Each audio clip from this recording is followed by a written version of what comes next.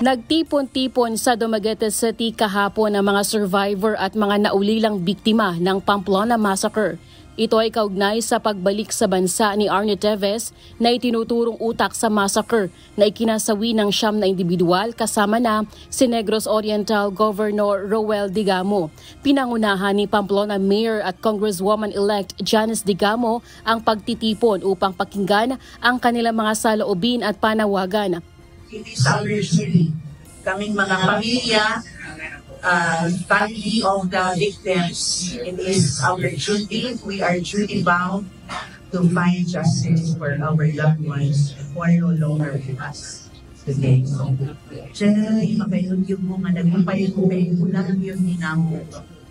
Naniniwala ang mga biktima na ito na ang simula ng kanilang pagkakamit ng hustisya matapos ang 2 taong paghihintay.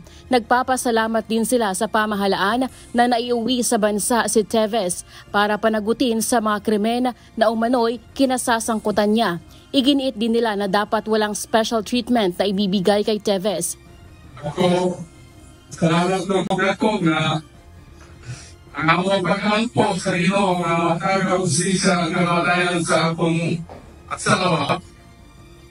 Kabalo sa among ibati, o sa kasakit na mawalaan ng pamilya ni pamilya. Tingnan, may mong inahan amahan sa mga anak.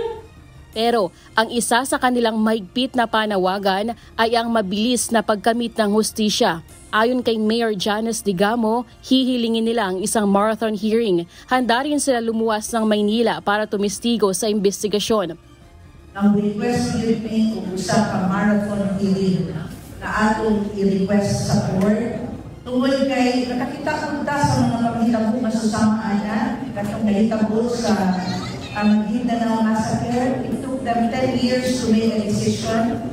Kunya nagulat na bayakalaan ng duha ka tuig. Kunya lain na pagtaas ka ang mga. Nagpakita rin ng kanyang suporta si Negros Oriental Governor Chaco Sagarbarya at Vice Governor-elect Fritz Diaz. Tiniyak naman ni Negros Oriental Governor Chaco Sagarbarya ang kaligtasan ng mga biktima ng massacre. Lelaine Morano, UNTV News and Rescue. Diyos ang aming sandigan, serbisyo publiko ang aming pinahahalagahan.